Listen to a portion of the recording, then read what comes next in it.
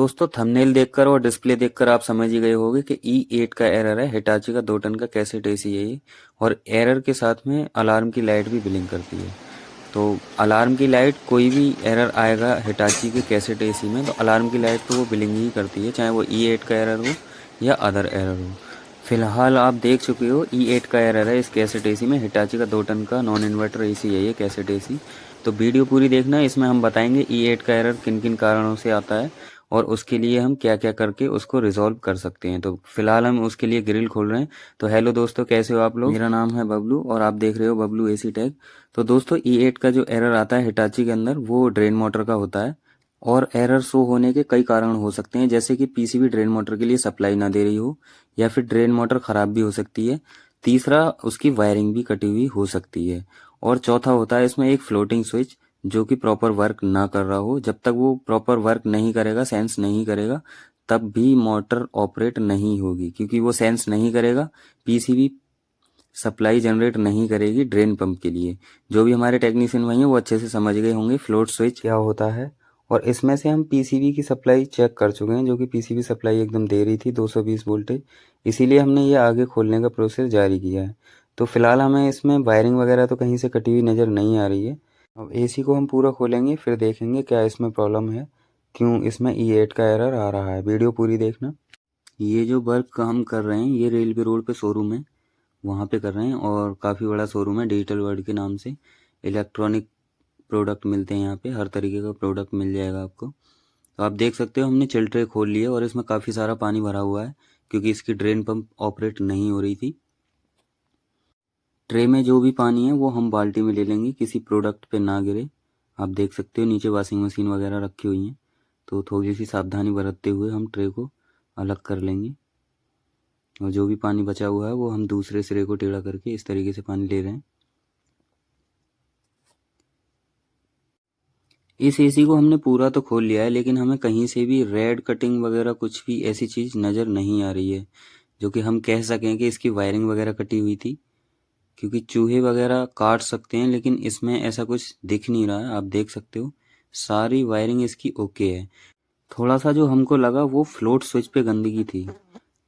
अब देखते हैं, चेक करते हैं। पहले हम ड्रेन पंप को बाहर निकालेंगे और इस पे 220 सप्लाई से ऑपरेट होती है। ये डीसी नहीं है, एसी सप्लाई मोटर है। जितनी भी एसी सप्लाई मोटर होती हैं हमारे टेक्नीशियन भाई अच्छे से जानते हैं कि उस पर हम डायरेक्ट सप्लाई दे करके चेक कर सकते हैं। तो ये भी एसी सप्लाई मोटर है, तो इसको भी हम डायरेक्ट ही 220 सप्लाई दे करके चेक करेंगे। अभी हम मोटर को खोल रहे हैं। मोटर को खोलने के बाद में हम ये जो जैक लगा हुआ है इसको काटेंगे नहीं, इसी की पिनों में हम तार को लगा देंगे, जो कि अभी हम आपको दिखाने वाले हैं किस तरीके से हम तार को लगा सकते हैं इसमें। और हम कोई भी कट नहीं करेंगे किसी भी वायर में। आप देख सकते हो कुछ इस तरीके से हमने वायर को लगा लिया है इसमें। वायर का जो दूसरे सिरे हैं उनको हम बोर्ड में लगा लेंगे और सप्लाई को ऑन कर देंगे। तो आप देख सकते हो हमारी मोटर ऑन हो चुकी है। मोटर को हमने इसी तरीके से काफ़ी देर चलाया। कभी कभी क्या होता है कि ओवर हीट होके भी मोटर बंद हो जाती है, लेकिन ये ऐसा बिल्कुल भी नहीं कर रही थी। तो हमें लग रहा है या तो ये फ्लूइड स्विच पे जो गंदगी थी, जो हमने साफ़ कर दी थी कपड़े से, उस गंदगी की वजह से भी ये हो सकता है। क्योंकि इस गोल सर्कल पे बहुत ज़्यादा गंदगी जम जाएगी तो क्या होता है कि ये ऊपर की तरफ नहीं उठेगा, भले ही ट्रे में पानी कितना भी भर जाए। जब ऊपर तक ये नहीं जा पाएगा तो पीसीबी को कैसे पता चलेगा कि ट्रे में पानी है, क्योंकि सेंसर यही है। फ्लोट स्विच ऊपर की तरफ टच होगा, पीसीबी सप्लाई जनरेट कर देती है मोटर के लिए। तो उसी वजह से ये उठ नहीं पा रहा होगा, इसीलिए सप्लाई जनरेट नहीं हो रही है। दूसरा 1% ऐसा भी होता है कि जो पीसीबी है और फ्लोट स्विच के लिए जो जैक होता है एक लगा हुआ, वहाँ पे भी कुछ वोल्टेज जाते हैं। किसी में 9 वोल्टेज जाते हैं, किसी में 7 वोल्ट जाते हैं। पीसीबी से फ्लोट स्विच के लिए वोल्टेज नहीं जाएंगे, तब भी वो ड्रेन मोटर का ही एरर शो होगा। तो उस कंडीशन में क्या करना पड़ेगा, हमें पीसीबी चेंज करनी पड़ेगी। अगर अच्छे रिपेयर वाले हैं तो वो रिपेयर भी हो सकती है। लेकिन मेरे साथ ये सिर्फ एक बार हुआ है। एसी को भी मैंने इसी तरीके से खोला था और उसकी सारी चीज़ें चेक की थी, लेकिन सारी चीज़ें प्रॉपर थी एकदम।